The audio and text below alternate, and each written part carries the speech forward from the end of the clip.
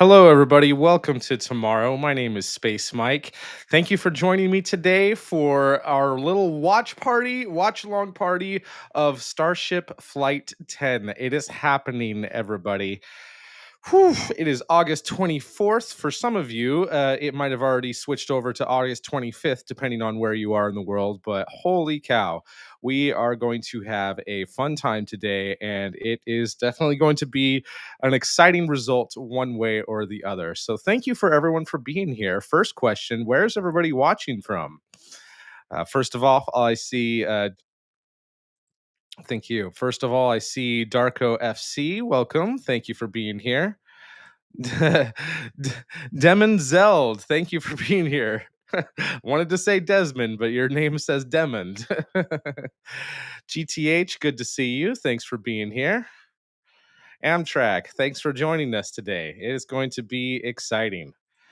Yeah, it's just a default intro that YouTube has, but it's one of my favorites. I love that one. Gets me hyped up, and I think that the animation on it is just incredible. That's the type of thing that I hope to make someday once the AI tools are powerful enough. Sorry, so jarring, Dylan, for going from that intro to hello, everybody. Oh my gosh, it is Flight 10 day. Are you ready for a launch? I am so excited from this. Demond is watching from Scotland, right on. Dylan is watching from Colorado. Hi, Dan. What the function? Nice username. I love that. Is watching from Hawaii at the volcano. Darko is watching from Croatia. Right on, right on. And I am, of course, tuning in from the Tomorrow Underground Hidden Secret Facility, or rather, my producer in the background is tuning in from the super secret facility. Otherwise, the rest of my team members are tuning in from different secret facilities around the world. Jamie is, of course, at Starbase right now and is going to give us hopefully the best show of the year, the best Starship launch of the year, and incredible views. Despite the last four flights having not the best results that we hoped for, the last three especially being disappointing, the views that Jamie's Vader team have been able to bring us have been absolutely incredible. Right now, I have the multi-view from NASA Spaceflight. Thank you, NASA Spaceflight, for allowing us to use this, and just a little bit of weather data that is updating from the past couple of minutes. This is just a replay of the last couple of minutes. It's on 10-minute loop from the National Weather Service. And as of right now, things are looking okay weather wise. We're not getting any sort of serious thunderstorm developments. There is a little bit west of Brownsville that is the biggest concern right now, but it looks like it's moving mostly south. So that so far they've had this beautiful corridor where everything has looked fine weather-wise. So somehow, despite them having tons of rain and thunderstorms in the area, we're in this launch window where weather is actually acceptable. And unless anything changes over the next hour or so, we should be okay. It looks like things have gone into a hold. SpaceX did just announce a couple of minutes ago that about 13 minutes ago, that they had started propellant load of the upper stage, and 23 minutes before that, initiated fueling of the booster stage, the first stage. As of right now, we will wait and see what the result will be. It's oh, sorry about that. I'm sorry, everybody. I am rehosting this, so I apologize for ad within an ad. Um, but yeah, things are. We will await and see. As of right now, though, the SpaceX stream should be starting in about 5 minutes or so. They'll, of course, have their intro music for a little while before they get started. I'll switch over to hosting that, and we can tune in together, check out some of the updates that they have for us, some of the cool views that they have, and hope for the best. I did put in a little bit of a poll that is still ongoing. And how is that going so far? I asked you guys how far you think Starship Flight 10 is going to go. The answers being, is it going to clear the tower and then RUD, meaning rapid unscheduled disassembly, explode? Is it going to get to MECO, main engine cutoff, and then go to then explode? Is it going to get to SECO, second engine cutoff, and then explode? Or is it going to go all the way to splashdown, have a perfect flight through reentry, and then after its soft touchdown in the ocean, tip over and then explode? And it's looking like so far there have been 18 votes, and the majority of you, 61% of you, are saying it's going to get all the way to splashdown. Yeah, that's the kind of optimism I want to see. 17% say Miko then Rudd, 11% tied actually between Seiko then Rudd and Clear the Tower then Rudd. I'm going to leave that up for a couple of more minutes and then we will end that because we will find out live for ourselves what the result of this flight is going to be. Thank you everyone again for being here and thanks for joining us today. I see TM Space in the chat. Thanks for being here. Pie Quarter, good to see you today. And yeah, happy to see that everything is in full swing. I am really impressed with how quickly they were able to get this out. Um, from finishing up the reconversion of the launch mount at the beginning of the week, getting the booster out, getting Starship out, and getting that stacked just in time. They literally were pulling that out yesterday, and I am I don't know about you guys. Maybe I missed one of the earlier ones, but because I definitely missed Flight 4 live. I feel like this might be the fastest that they've gotten this out there. So that's really cool. Hi Gaines, nice to see you here. Melanie Tremont, good to see you here. And yes, Jamie does a amazing job. Regardless of what the outcome is going to be, we're going to have Jamie to thank for some incredible views. Hello, Alan. Good to see you here. Good afternoon from Maui. Yeah, here's hoping. Here's hoping that we get to splashdown. Oh my goodness. I think that this is from John in the background saying that it's always a lot quicker to remove something than attach something. That is true. That is true. Although you still a lot quicker when you're destroying stuff. So still got to be somewhat careful. Make sure it still works. But yeah, this has been absolutely incredible speed that they've gotten this out. And this might be a sign of things to come in the future because eventually they want to get up to 25 fights per year and then be building a starship one starship every 24 hours. And we're going to get to the point where they're going to want to launch hundreds of times,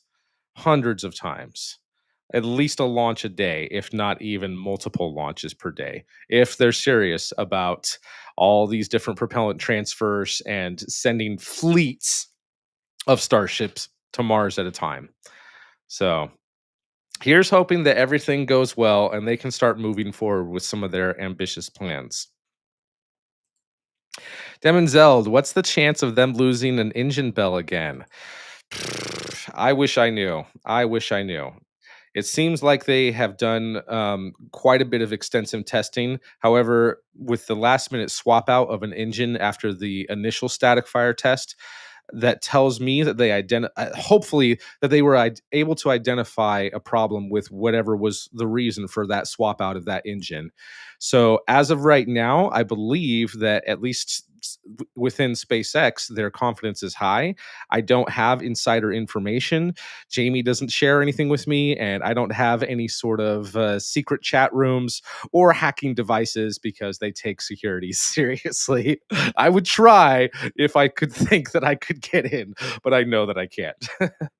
But the fact that they're doing this today and taking advantage of this rare window of opportunity when it comes to weather tells me that they think that they're confident that things are going to go well. Then again, there's only two of these versions of Starship left, as well as 2 to 3 boosters, depending on if they decide to fly Booster 15 again. Um, and they might just be throwing them away at this point. You know, they've already made design changes for Block 3, version 3, whatever you want to call it.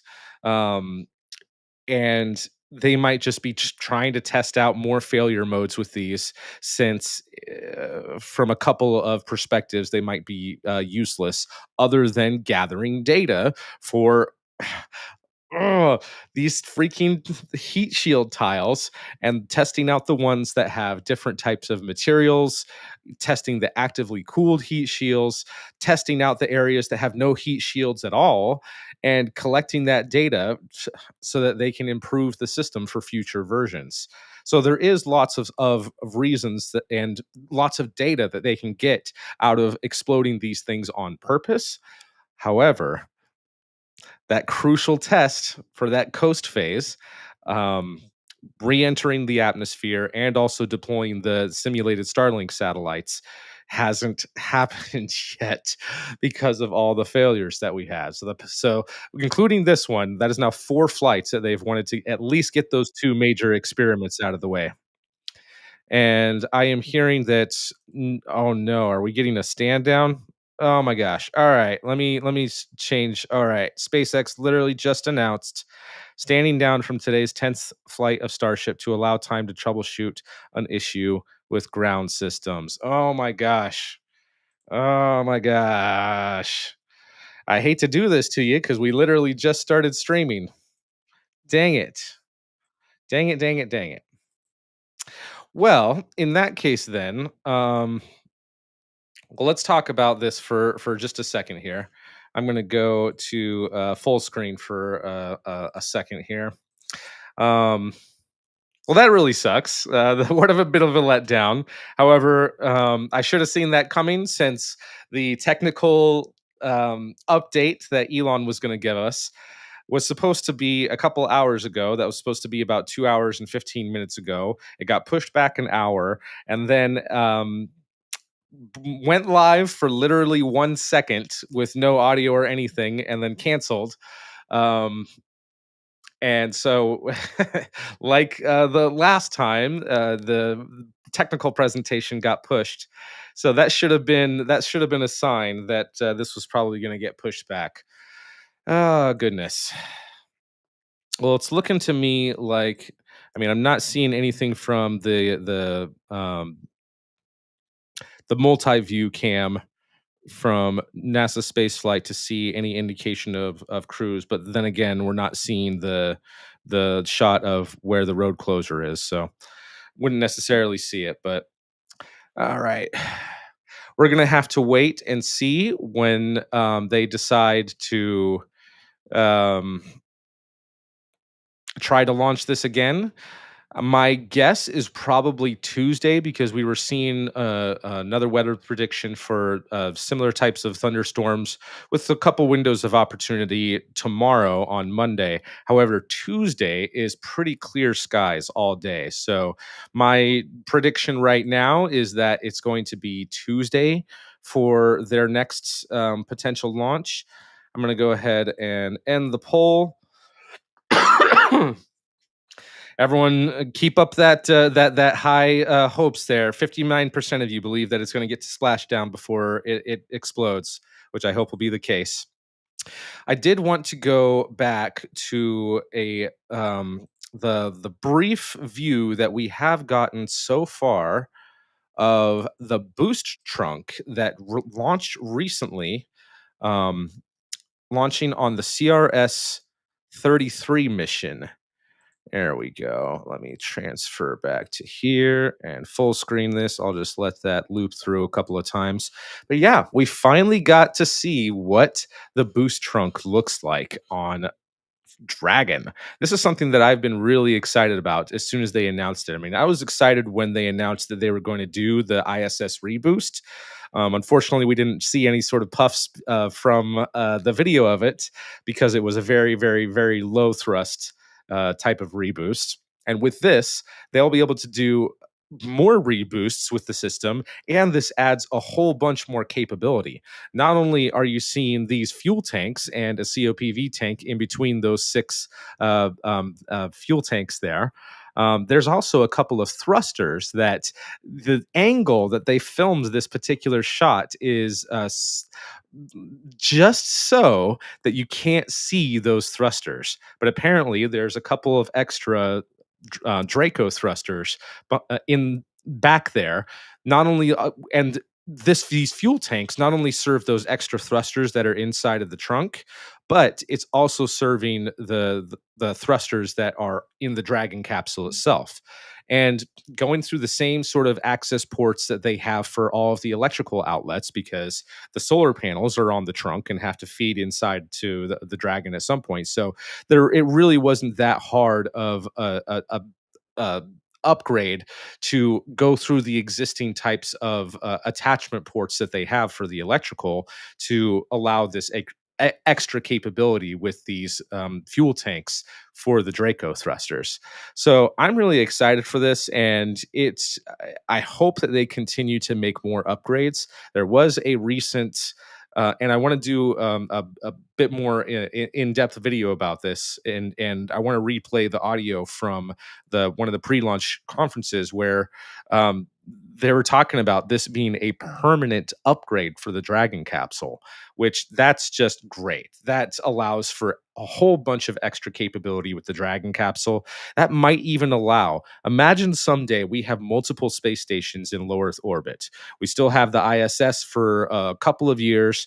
The first module of the Haven space station is up, and maybe even the first module that has just detached of the Axiom space station module.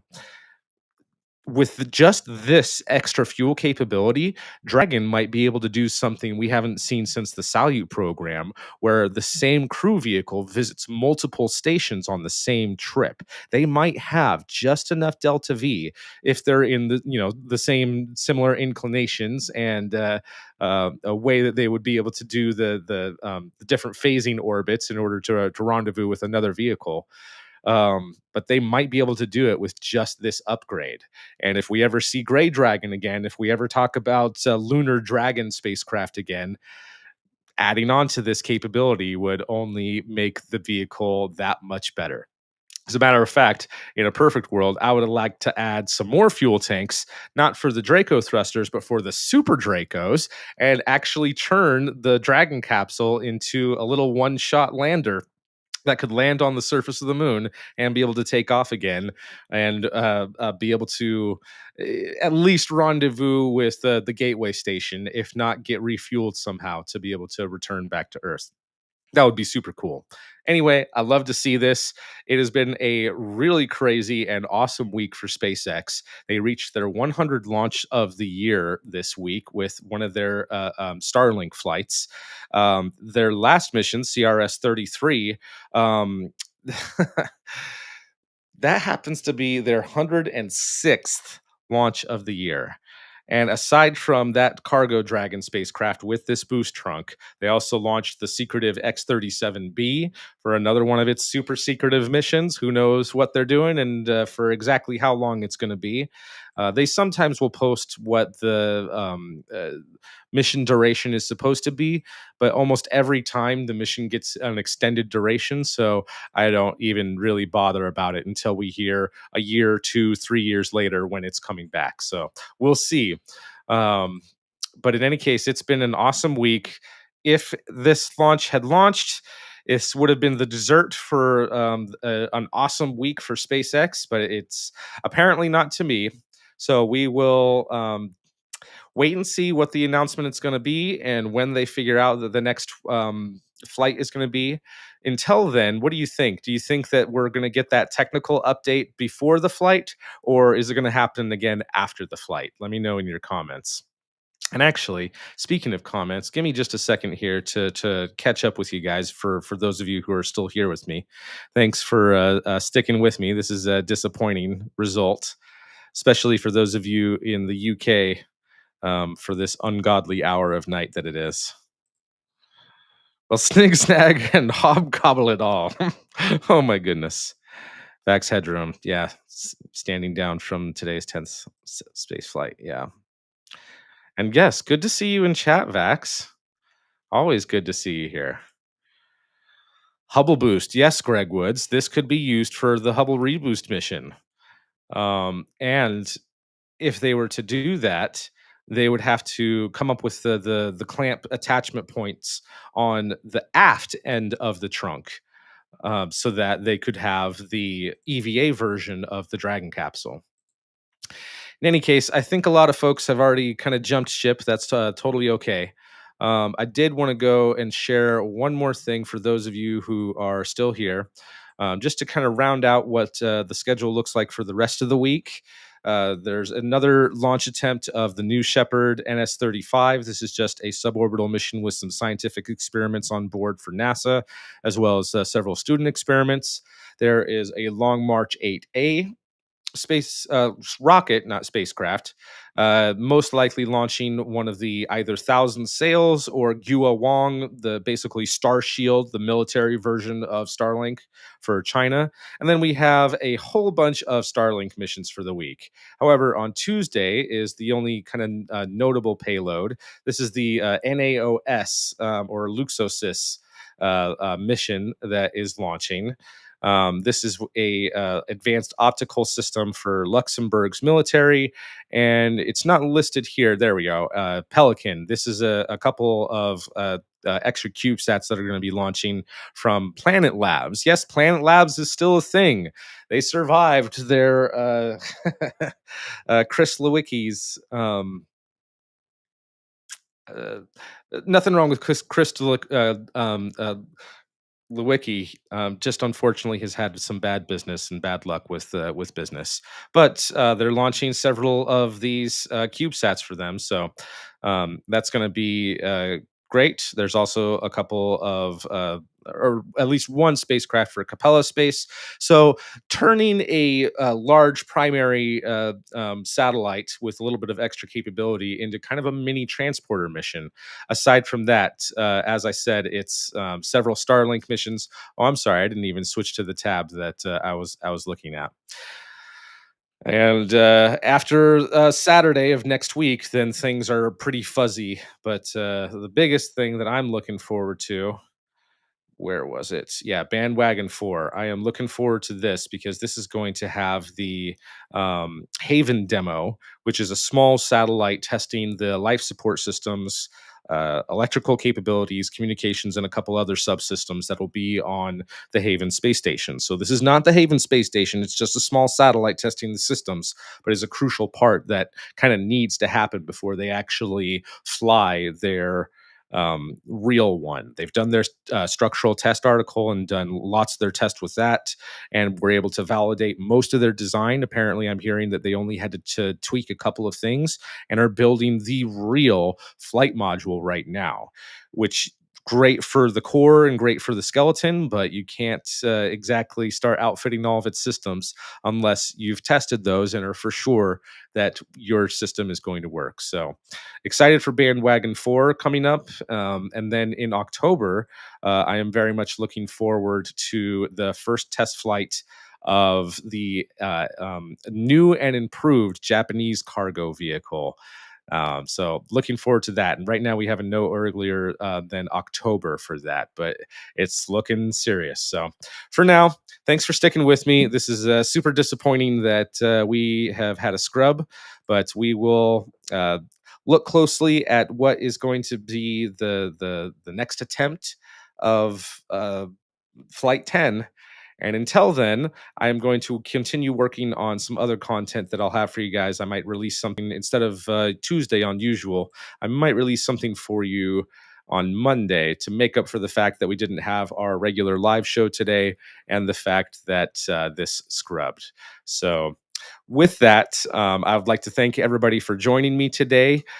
Sorry again that this was a disappointing result, but hopefully that means that everything will be fixed and that more positive vibes towards this launch going well if they're making sure that all systems are actually ready to go and not potentially damaging systems. So thank you everyone for supporting and for watching us. My name is Space Mike, and until the next time I see you guys, keep moving onwards and upwards, and don't forget, ad astra, to the stars.